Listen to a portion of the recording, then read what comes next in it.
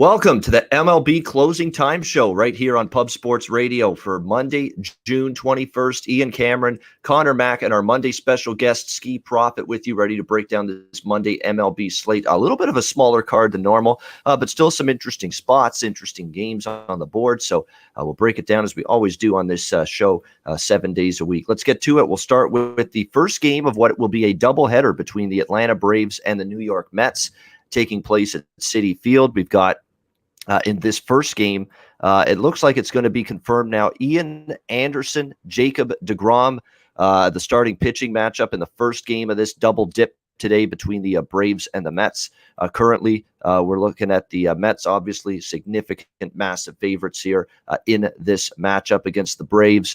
Jacob deGrom continues to be, what can you say, spectacular. 0.54 ERA for the season. Ian Anderson really hasn't been that bad himself. 3.58 ERA coming into this start. The New York Mets, of course, losing yesterday to the Washington Nationals. The Atlanta Braves bouncing back from a loss in the first of their doubleheader. This is back-to-back doubleheaders for Atlanta. They had one with St. Louis yesterday. Now they have another one today, so be careful with that in terms of the bullpen usage. There could be a little bit of a fatigue bullpen situation today for Atlanta in this game because of that. But, you know, they bounced back and shut out the Cardinals 1-0 in the second game last night. Definitely the Mets are one of those teams with deGrom pitching the way he is. You're not going to get a ton of value, but at the same time, I'm not necessarily looking to go up against him. You could look first 5 under, but beware of the fact, of course, with this being a doubleheader, it's a 7-inning game. So, you might as well just go full game with any sides or totals because the difference is negligible between the 5-inning line and the full game when you're talking about a 7-inning baseball game compared to a 9-inning game. So it's not a game I'm going to be involved in, but obviously we know how deGrom is here going into this start. He's been amazing, and I have no interest stepping in front of him. Conor Mac, what do you think here, game one of this doubleheader? Doubleheaders ain't your thing, but what's your opinion here, Braves-Mets? It ain't my thing, and I want nothing to do with the Braves, especially after playing them, I thought, with their A lineup in the first game yesterday. And they did jack shit. And then they won 1-0 in game two. At least they won. I don't want it. deGrom, too many question marks. I mean, he's dominant, of course. I'd lean under. I'm not going to bet this one. I'd lean under. It's only 4.5, 7-inning game. But he's only gone 4 innings, his last 3 starts. He's been taken out. He's got this arm pain. There's no damage. He seems okay. It was up in the air if he'd start. I guess he's a go. There's a few guys, though, for the Braves that hit deGrom a little bit, though. Freddie Freeman's for 15 for 58, 3 homers, hit 260. Acuna Jr.'s 8 for 25. So there's a few of these Braves that have hit him. That's about it, and he's hitting over 300. Other than that, the rest are down under 200. So a few guys have hit him, but I just don't want to lay the big number on a doubleheader with the Mets, so I'll be passing. All right, good stuff. Skee Profit, welcome in. What do you think, Braves Mets? Yeah, I'm literally not interested in games like this. 7 innings, 2 games today. They played 2 games yesterday, right? Yeah, right. It's too much going on for me. But always deGrom on the mound. I'm gonna look to back him.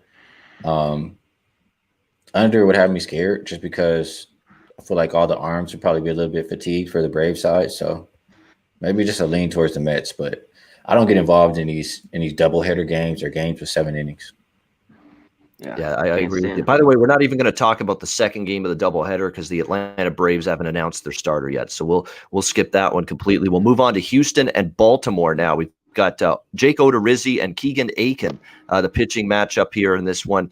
We've got Houston minus 160 on the road at Camden Yards. The total 10. It opened 10, actually. It's now up to 10.5, and total being bumped up a little bit. It's really, really difficult to argue that.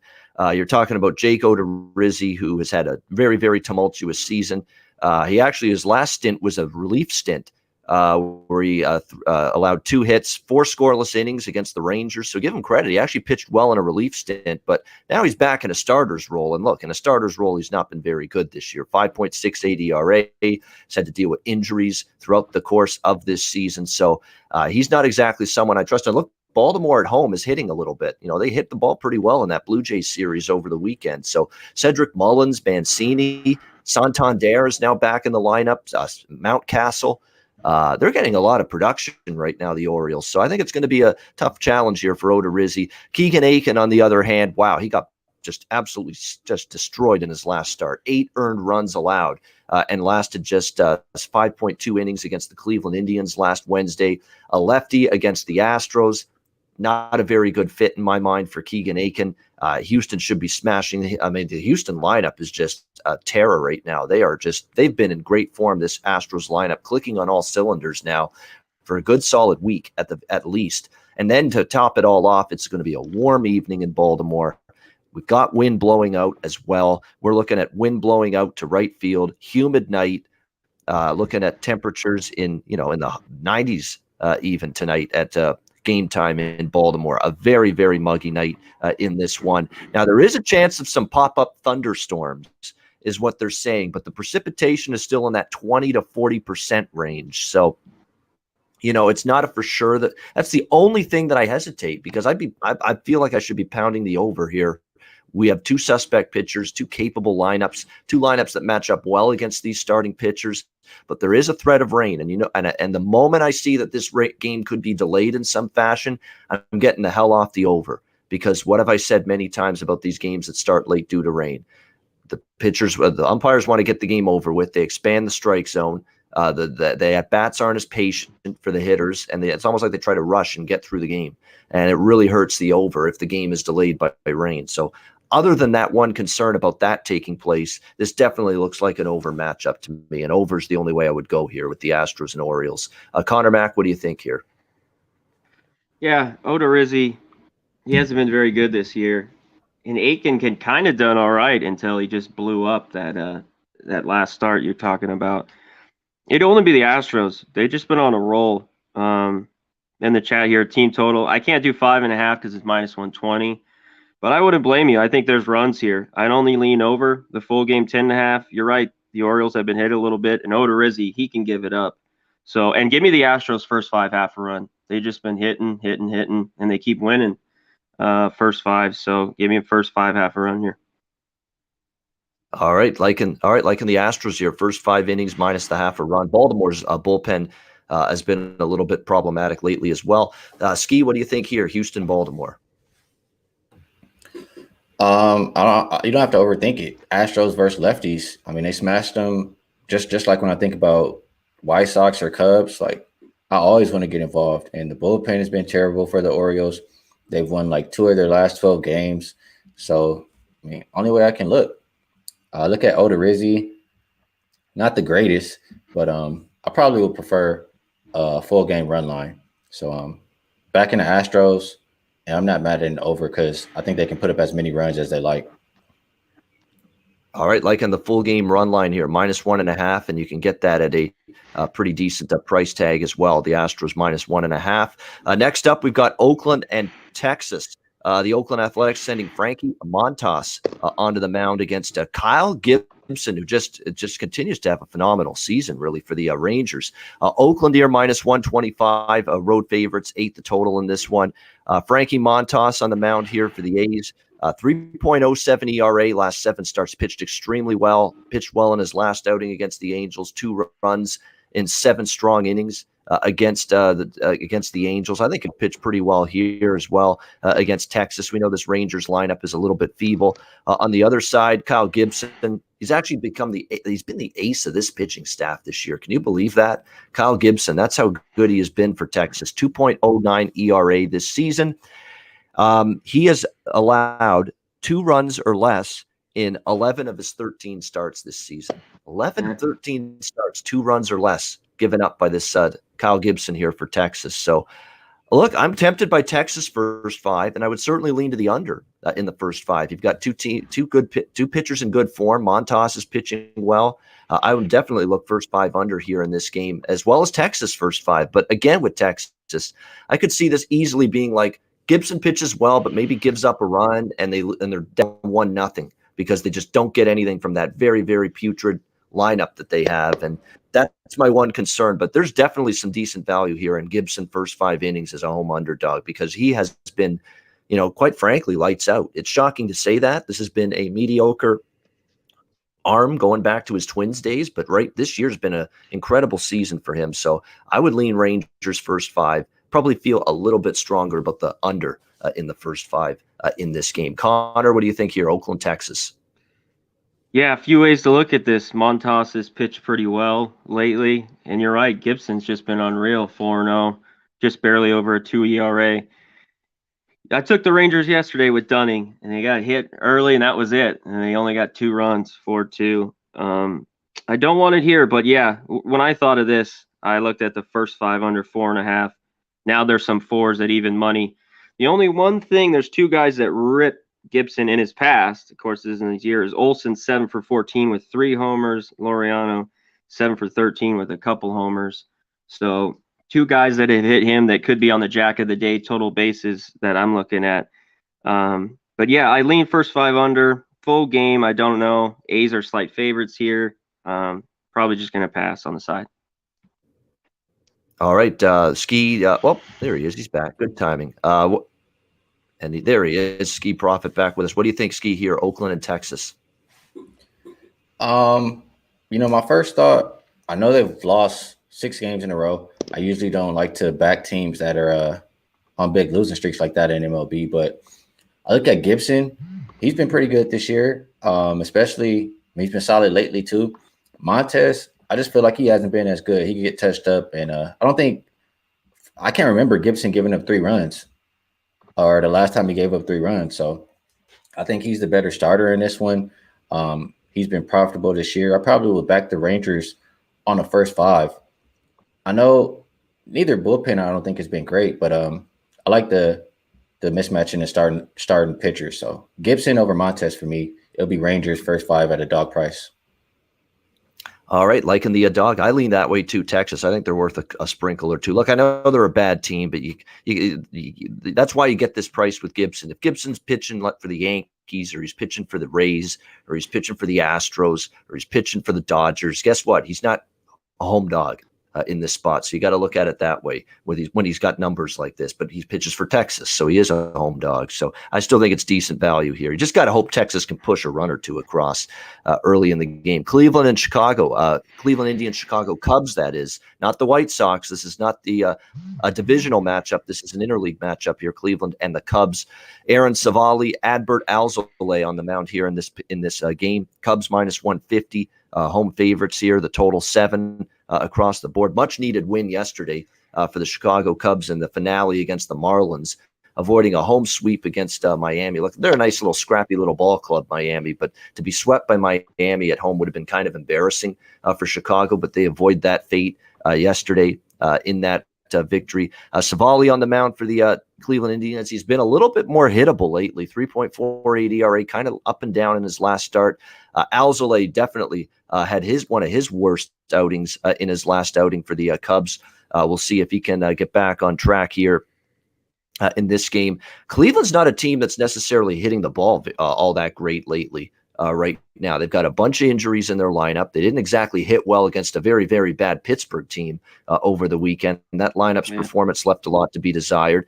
They used Ramirez off the bench as a pinch hitter. The good news is Jose Ramirez, by far the biggest bat in this Cleveland lineup, looks like he is going to be available and in the lineup for Terry Francona tonight in this game. So that is definitely good news for the Cleveland Indians here in this one. This is a tricky game here. If with Ramirez in the lineup, I do have maybe a small lean here to Cleveland first 5. I know Savali, again, hasn't necessarily been as good lately, but you look at Alzolay here, he's coming off that start where he, didn't pitch well, and now he's coming off the injured list, hasn't pitched since June 7th. They had that blister issue. Is it a guarantee that Alzolay is going to roll out there and be sharp? I'm not so sure. So the way I would go here is perhaps a look toward the Cleveland Indians in the first 5 innings in this game. You are getting a nice plus number here on Cleveland. So first 5, Cleveland, probably a small bet for me. Nothing significant, but definitely a lean in that direction. Connor, what do you think here? Cleveland, Chicago Cubs. Yeah, getting the Indians here. Yeah, first 5 might be a good look at a plus price. Alzolay's coming off the DL, like you mentioned, with that blister on his middle finger. I don't know how sharp he's going to be. He's been pretty good and at home. And Savali, 10-2.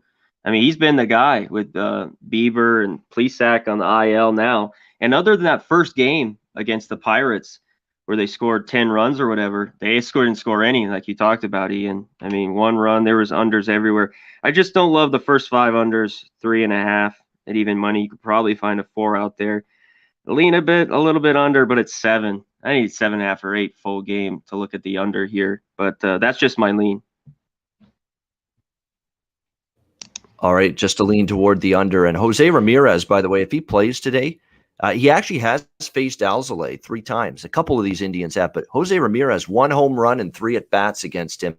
And coming into this game, if he does get the start, he has 2 home runs, 6 RBIs in his last 3 times he's been in the starting lineup. So he's a jack-of-the-day candidate for me. Jose Ramirez, Cleveland Indians against Adbert Alzolay tonight in this game between Cleveland and the Chicago Cubs. Next up, we've lost Skee again. It's damn Cox again. They're thorn in our side. These guys, they continue to be Cincinnati Reds and Minnesota Twins. We've got Cincinnati here, slight road favorites here, -120, total 9.5 in this one. Tyler Mahle on the mound for the Reds, 3.39 ERA for the Reds coming into this start against Jay Hapless. He's no longer Jay Happ, he's Jay Hapless. This is an absolutely brutal, pathetic stretch of baseball right now for Jay Happ. I mean, absolutely hideous he has been. There's no question about that. As ERA now all of a sudden is up to 6.12, which is terrible as for a full season ERA. But his last 7 starts, 9.84 ERA, a WHIP that is 1.97 in his last 7 starts. He's averaging nearly 2 walks and hits per innings pitched right now, Jay Happ, or Jay Hapless, as he's now called, for the Minnesota Twins. So it's been absolutely terrible what we've seen from him of late. It's to me, this is one of those games where I'm just pushing all the chips in to the middle of the poker table here. I like Cincinnati, first 5 full game split. I like the Cincinnati team total over as well. And I like the full game over as well. I mean, this is just a pick on Jay Happ spot for me because he's been absolutely dreadful. I'm waiting for him to show sign of a turnaround. I'm not seeing it from him right now. And I don't think this, and I know the Cincinnati lineup got cooled off a little bit in their 4-game sweep against the Reds. They didn't, or against the Padres. They didn't necessarily hit the ball with great effectiveness. But I think they can bounce back, do a little bit of more damage here tonight. And by the way, they're averaging 242 and 7 runs per game, 7.5 runs per game against lefties. This Cincinnati lineup over their last 10 games. So I think they'll do some damage here. So it's Reds first 5 full game, Reds team total over, full game over 9.5 for me with this one. Connor, what do you think here? Reds Twins. Yeah, all good looks. Nothing to do. Yeah, with Hapless. He has been horrible lately. I'm with you. You could do first 5, all that. I'm going to take the Reds first 5 for sure. And even with the bad bullpen, I'm going to take a little on the run line because it's +125. You're getting a little value because that bullpen's so bad. But first 5, half a run for sure. I'll go full game. Guys like Votto is 9 for 23 with a homer. Castellanos is 12 for 22 off Happ, who's just ripped him with the 2 doubles, a triple, and a homer. So those guys are jack of the day looks. And yeah, the Reds team total, full game over. I like it all. I see runs here. Twins could score some too. And I know it's kind of juiced high at -135, but Mahle's K prop is 5.5. Usually he's been getting 6 or more. So there's a little look on his K prop too. And I like the spot too for Cincinnati. Bounce back after getting swept by San Diego. But San Diego, we mentioned it. That was a big series for them to get back on track. That was the first time they had a full crowd. And that definitely bolstered them throughout that series, having that crowd back at Petco. I think it's a good bounce back situation here Dodgers for the coming to town Cincinnati today. Reds. Yeah, exactly. And Mahle, by the way, the Reds have been a consistent moneymaker, and they've been consistently winning games with Tyler Mahle on the mound this year. They're 11-3 in his 14 starts, 3-0 in his last 3 starts, 8-1 in Tyler Mahle's 9 road starts this year, the Cincinnati Reds. So they have just done a good job winning with this guy on the mound. And he's actually got a below 2 ERA on the road this year as well, Mahle. So I do think the Twins can hit him a little bit, but certainly he's definitely a more trustworthy pitcher in this matchup than Jay Happ right now. Skee Profit, what do you think here? Cincinnati, Minnesota. Cincinnati, Minnesota. I think I agree for the most part with you guys. I want to get behind Tyler Mahle. And I want to avoid the bullpen. And just like you mentioned, a lot better for Mally on the road than at home. I have his road ERA of 1.45 compared to 6.93 at home. So I think we have an advantage going up against Hap, whose ERA has been north of 8 since the start of May. So leave the bullpens out of it, attack the starting pitchers, and I like the Reds first 5. That's my best bet there. The Indians and the Cubs, I think I cut out on that one. Yep. Go ahead. I want to say the Cubs are better at home, but Indians have been pretty good when Savale starts. So it's a tough one for me. I usually want to look more towards the Cubs when they're playing a lefty. Probably Indians first 5 or Indians full game would be the way I look at a dog price in that game. Yeah, definitely. That makes that's definitely what I like. Skee, by the way, is Cleveland first 5 in that game. That's definitely what I am looking at when it comes to the matchup there, Cleveland and the Cubs. By the way, 9 straight J Happ starts have gone over the total. I just saw that right now in my notes here. I remember I wrote that down. 9-0 to the over in the last 9 starts for J Happ. Full game When's totals. 9 straight have gone over. Yep. Sharpie wrote on here, isn't it a couple days, the official, when you're going to start getting suspended for the stuff? I saw an article. Today. Oh, it is today. Okay, I thought it was Tuesday. But.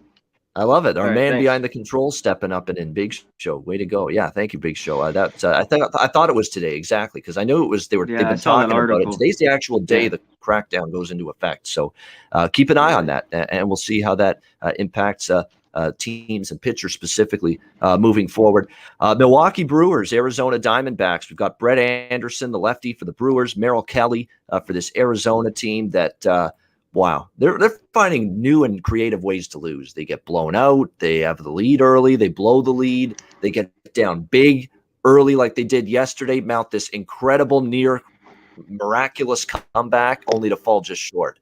Arizona yesterday. So they're just finding different ways to lose ball games each and every day, this Arizona team, and they still end up on the losing side of it. We got Milwaukee here, slight road favorites, -120 here, total 9.5 in this game across the board. At the end of the day, isn't this just a cheap price for a Milwaukee team that's just a much better team? It sure feels that way. I know it's Brett Anderson, and sometimes we have trouble trusting him. I totally understand that. He is not my favorite pitcher. In fact, I've looked to fade him on occasion. And you start to look, though, at some of these numbers as well and Arizona does hit lefties better. So there is a reason Milwaukee is only, a small road favorite here. Marte 2 for 3, Reddick 6 for 13, Eduardo Escobar 4 for 7, Nick Ahmed 6 for 14. So there's been some damage done against Brett Anderson by this Arizona lineup. But on the flip side, Merrill Kelly is on the mound here for the Diamondbacks, and it's been a struggle pretty much most of the season for him. He comes into this start with a ERA that's in the 5s, 5.4 ERA this season for Merrill Kelly. So it's definitely been tough times for him. Tough times for this team overall. I mean, their pitching has just been abysmal. Starting pitching's been terrible. The bullpen's probably been even worse. Merrill Kelly, 4 runs, only lasted 3 innings in his last start. 4 straight Merrill Kelly starts, by the way, have gone over the total. Brett Anderson was dominant. I can't explain what happened in his last start. He 1-hit, 7-inning shutout baseball against Cincinnati in his last start. But is that just an anomaly? Is that a one-off, or is that a sign of things to come here going into this game against Arizona? Because his numbers against Arizona aren't too spectacular in the past. I would look over the total here, 9.5. I know Connor and I were on the Dodgers Arizona over yesterday. This bullpen can't get outs, late in games. Their starting pitching is getting hit, and now their bullpen is it's fledgling Arizona. They are just beaten up right now beyond belief because they've had to throw so many innings with this ineffective starting pitching staff.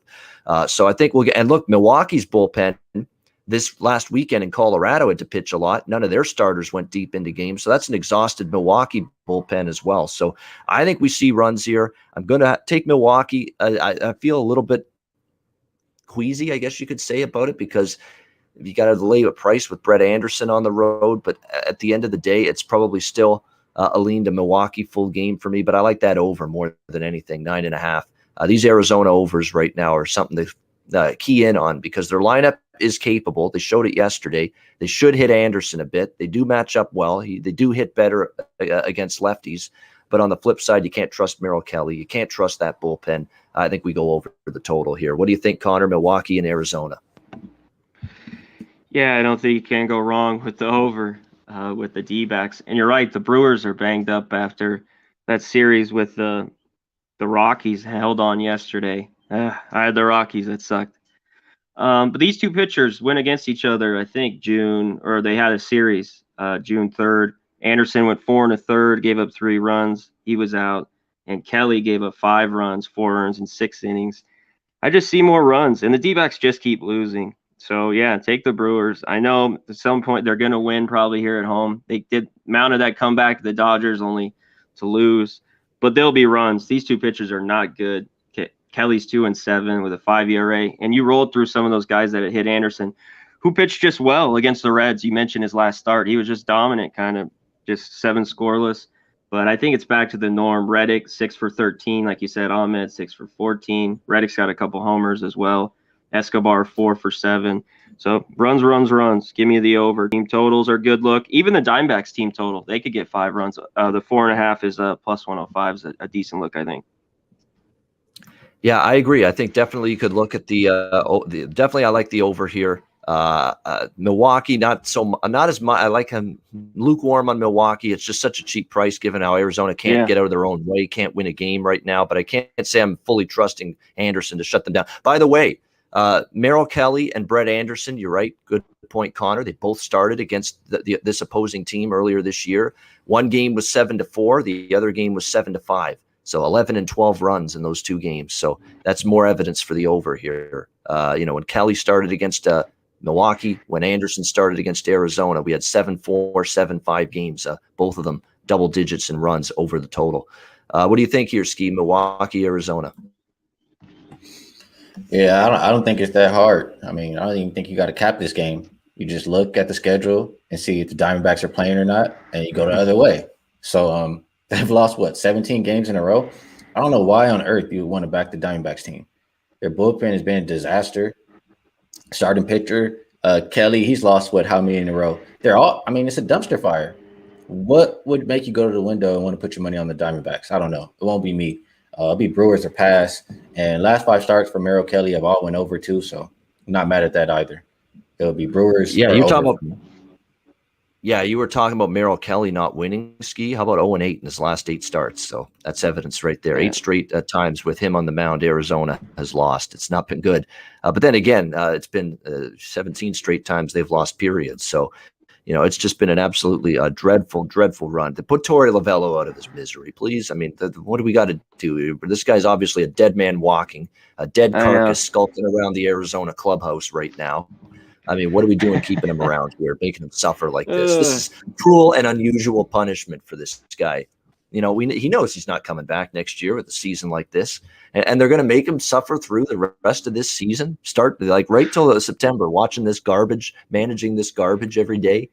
I mean, my goodness, what a tough times, but not so tough. You are paid pretty decently as a manager, so it's not quite that tough, but definitely it's not good right now. With this Arizona team. They do have some injuries. I mean, with their lineup, there's no question. We'll have to see who's in. Eduardo Escobar's got a quadricep issue right now in this lineup. Of course, Calhoun out as well. So there's a couple guys banged up. But other than that, looks like actually not as injury riddled as they were, say, a week ago. Escobar and Calhoun are the main ones that are currently out right now for Arizona. Of course, Lorenzo Cain's still out for Milwaukee. But, their lineup's perked up in recent games, and they've shown that they've been able to hit without him.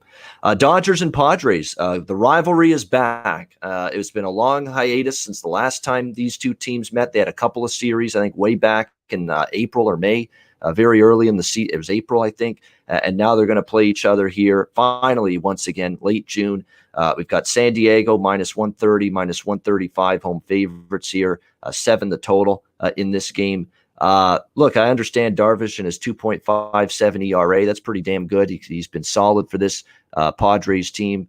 He's actually done very good against many of these Dodgers hitters. I mean, Pujols, Betts, Barnes, Pollock, Turner, Chris Taylor. There's a lot of offers against Darvish on this Dodgers lineup, but Problem is, you get the Dodgers at a plus price. I don't like betting against the Dodgers when they're an underdog. I don't. You just don't get these kind of prices very often with them right now. You got Julio Urias on the mound for the Dodgers here, coming into this start with a 3.54 ERA on the season. The lefty who, he's got all the promise. He's still looking to get, greater consistency, I think, one start to the next. We'll see if he can keep that going here for the Padres or for the Dodgers here. Keep in mind with this series at Petco, we talked about it all weekend on the Closing Time show. All our weekend shows, Connor and I, this is a legit home field edge right now for the San Diego Padres. I mean, that crowd is going bonkers. They're cheering this team right now like it's a playoff game. That's how loud it has been. So this is a legit home field edge the Padres have going right now. I lean to the Dodgers a little. Yeah. Maybe not tonight though, because the Dodgers are in town. That could be That's right, maybe more Dodger fans. Normally I think you're right, but tonight I think it's 50-50. It even could be more LA fans there. It'll be interesting. It'll be rocking for sure. Sorry, I just want to throw that out there.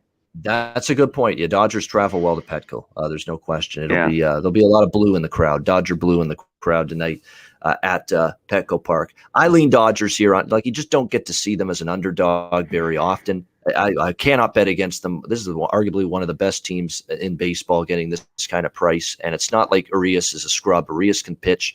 I know he's up against Darvish, who's been terrific, and he's got good numbers against the Dodgers in the past. That also explains why they're a slight favorite here. But for me at this price, it's all about prices, not teams. I could only look to Dodgers here at a plus price. What do you think here, Conor Mac? Dodgers, Padres, the rivalry back on.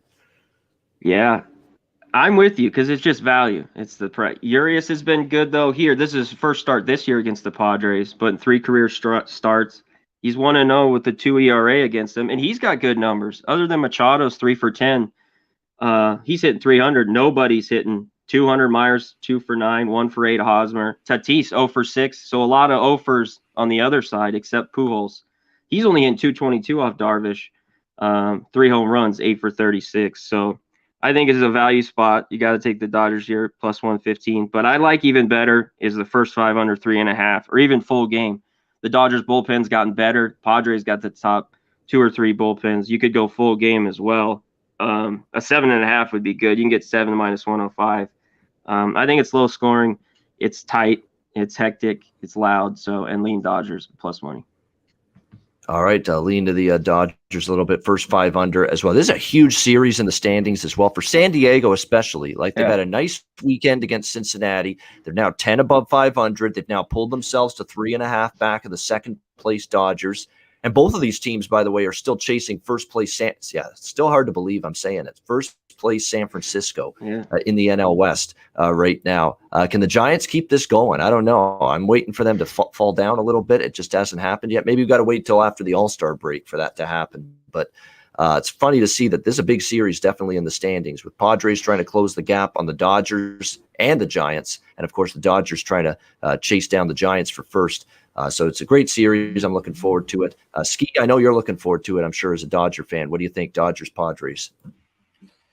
Well, Urias has been a little bit better on the road than at home.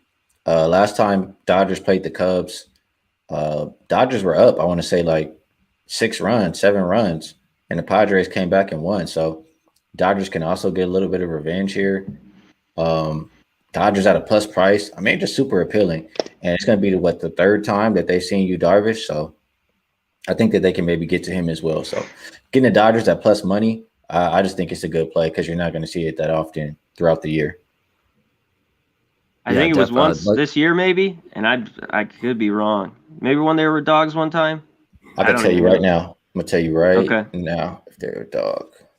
Trend. I think it was one game. It might have been against the Padres. I can't remember. Yeah, I have them 0-1 as a road underdog. Yeah. 0-1 as an underdog in general. So in general, only one game. Yep. Okay. I think I remember. That's the one thing that's made me hesitate about pulling the trade. It's just a lean for me with the Dodgers. It's the one thing that's making me hesitant because I know sometimes these elite teams as dogs, they're dogs for a reason and they don't win. So we'll have to wait and see, but it's a fascinating game here tonight with the Dodgers and the Padres. And not Flush Allen. I expect you to stick up for the Giants, of course. They're playing well. I mean, I like the Giants. I backed them a lot lately. San Francisco. Yeah. They've been terrific. Yastrzemski, how do you not like what he's doing this year for the Giants? Unbelievable. Belt and Crawford, they look like they're playing like back in the days when they were winning those championships with Bochy. They look like they're reinvigorated with the season this team's had so far. So, there's no doubt the Giants are doing good things. I still wonder about their pitching, though. Let's be honest. Is Gossman going to keep this up the whole season? Alex Wood is starting to fall off a little bit. That was not a good start for him against Philadelphia over the weekend. So I got some concerns still for rotation. How good is he? Yeah. DeSclafani. I mean, these guys, Enough Giants talk, guys, making me sick over here. No, I'm kidding. Though. I know Nut Flesh is a big Giants fan. Shout out to Nut Flesh and Caden. Yeah, absolutely. Sure. No, they're doing great, and they've got. Look, if you would have told me that they would have gotten this much from DeSclafani, Gossman, these are reclamation projects coming into the season. All three of these guys, DeSclafani, Gossman, and Wood. And to see them all pitching as well as they have this season, I never in a million years would have expected that. But can they do it for 162? That ends up being the question. Right till September, can they keep this up? That's the big question. Great breakdowns, Skee and Connor. We'll get to best bets and Jack of the Day in just a second. 150 live viewers. We appreciate it. Cash Action Bets, Sharpie, who, by the way, is going to be with us every Saturday on the MLB Closing Time show moving forward. Abel Alvarez, Maxwell Smart, Ty Clinton, Kyle, Sterling Gentry, DC, TJ, Gravy Bets, Lance LaRose. Thanks to everyone in the chat for joining. Not Flush Allen, of course, and his San Francisco Giants. Stelio, Brian Watson. We appreciate everybody. Raymond Reddington. We appreciate it. Brandon Lugo, Cheshire Cat. Not applicable. Cash Action Bets. Chad Cannon. Thank you to everyone for joining us here on this show. We appreciate it. All right, and Rocky Teasley as well, and James McGinnis. Thanks to everyone for joining us in the chat. Platinum Paul, of course, we hung out in the Discord last week one night watching all the action. Platinum Paul, good to see you. And AJS, thank you again. We'll get to best bets. We'll get to Jack of the Day in just a second. But before we do that, we'll pause for some messages at this time, as we always do. Manscaped and Southtown 101.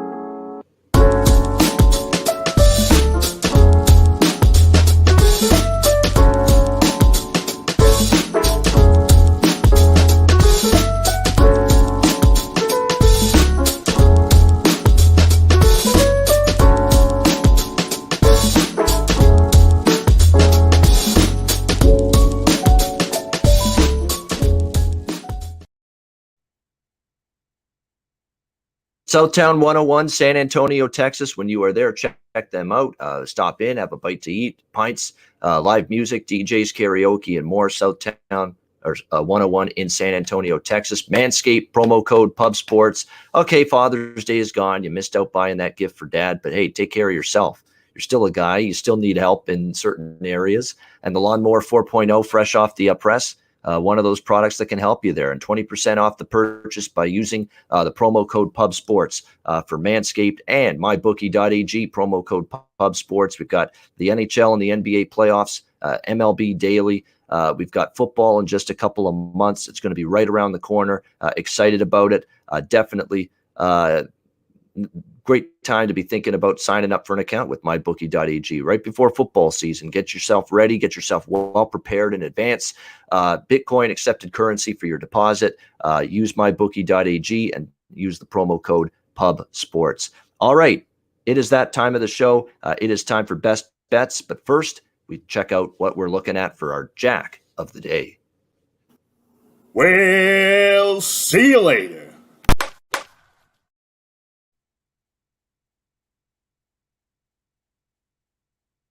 Actually, there's one I noticed, other than the ones I've already mentioned. Albert Pujols only is 8 for 36 off Darvish, but 3 of the 8 hits were homers. against Yu Darvish. So keep an eye on that. Maybe the old man Winter there, Albert Pujols might have a home run in him against Yu Darvish tonight in that game. As far as Jack of the Day candidates, Castellanos and Votto against Jay Hapless. Very much interested in that in terms of home run candidates against him, as well as Jose Ramirez for the Cleveland Indians against Adbert Alzolay. He's only faced him 3 times, but one of those hits was a home run, and he is expected to be in the starting lineup tonight for the Cleveland Indians. So that's what I'm going to go with. Jose Ramirez for Cleveland is probably my favorite one, but we'll throw in Castellanos and Votto for the Reds, and we'll mention even Albert Pujols and his 3 home runs and 36 at-bats in his career against Yu Darvish. Conor Mac, what do you think for Jack of the Day? Yeah, I'm going to the A's.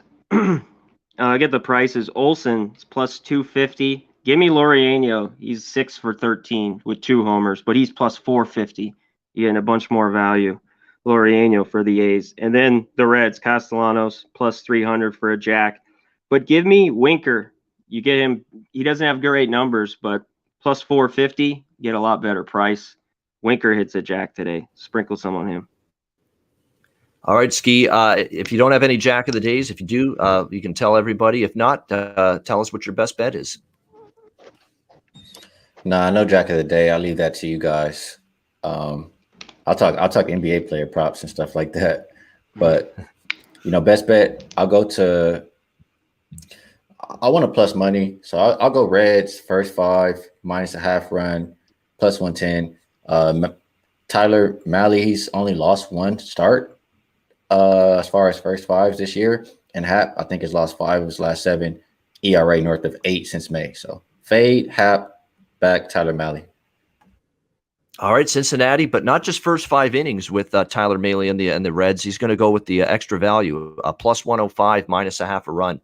Cincinnati, best bet for Skee Profit. Conor Mac, what do you like here? Best bet.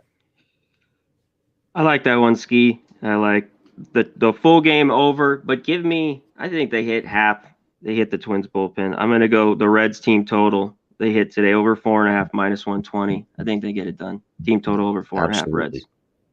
I firmly sign off on that. Cincinnati over 4.5, minus 130. Best bet for Conor Mac, team total for the Reds. I'm going to go with, I'm going back and forth, the Arizona over, the Houston over, but I like both. I'm going to go Milwaukee because there's rain worries that I have in that Houston-Baltimore game. I'm going to go Milwaukee, Arizona over 9.5 instead. Yeah. I'll go with that one. Brewers, Diamondbacks over 9.5 for my best bet. We mentioned it. These 2 pitchers faced these opposing lineups earlier this year when Kelly and Anderson faced them. One game was 7-4. The other was 7-5. Both games got 11-plus runs. I think we see more of the same. You got 2 worn-down bullpens, 2 capable lineups. Arizona is capable. They do hit better against lefties, so that's good for them against Anderson. They hit Anderson hard earlier this season. The Brewers hit Merrill Kelly pretty good earlier this season. So 2 lineups in good form, 2 suspect starters, 2 worn-down bullpens, and a really bad one in Arizona's case. So we'll go with Milwaukee, Arizona over 9.5. For my best bet for this Monday MLB card. And that'll wrap up, and hopefully a bounce back, because Nathan Eovaldi yesterday, ended up backing him on the wrong day. He had nothing yesterday in that start against Kansas City. Terrible outing for him. So we'll hope to bounce back best bet-wise here with Milwaukee, Arizona over the total. Yeah, go ahead, Skee. Really quick question for you. Eovaldi, for me, when I remember him capping him a few years ago, I didn't think he was that good. I know he kind of got a little bit better, but what do you think about him, like long term or in the near future? You think he's good? You think he's not good? He's a fade or what? Yeah, he's decent, but when he's off his game, he can get roughed, and he was yesterday. He was all over the plate. He was missing the strike zone a bit. Walks were an issue. He was leaving the ball up, and it was getting crushed. Then he gave up some gappers, some gap shots, some doubles into the gap. I mean, it was just not a very good outing for him. And he pitched a gem right before that against a very good Blue Jays team. So that's the thing with Eovaldi. He's very erratic this year. I think when he's on, he's good. And oftentimes I like to back him at good prices, but especially against weaker teams. And I thought, hey, Kansas City's struggling yesterday. And he just had a really bad day. And unfortunately, that's what you get sometimes with Eovaldi. Skee. He's very, very erratic. He's one of these guys that's difficult to handicap because one start he could be lights out and the next he could get hit hard. He's due to get hurt exactly, too. Yeah, that too. And he's oftentimes it ends up on the IL at some point. So maybe that's going to happen. But that is a good question. All right. Great stuff, Skee. Great stuff, Connor. That is a wrap for the MLB closing time show. We'll be back with you tomorrow, 1 p.m. Eastern, 10 a.m. Pacific. It'll be me, Conor Mac, and Jose Bouquet on the show tomorrow. No NBA Pub Hub today. Reminder, don't be looking on the channel at 4 p.m. Eastern and looking for Skee and Connor and Dutch and I. We're not going to be here today. We're back tomorrow on that show, 4 p.m. Eastern, 1 p.m. Pacific on Tuesday, and we'll talk Game 2 for the Clippers and the Suns. How about those Suns yesterday, huh? No Chris Paul, no problem yesterday against the LA Clippers. A great win for them. We'll talk, of course, about Atlanta, Philly. We talked about it off the air. You know what? We got a couple minutes. I'll just mention it. People are screaming and yelling in Philadelphia.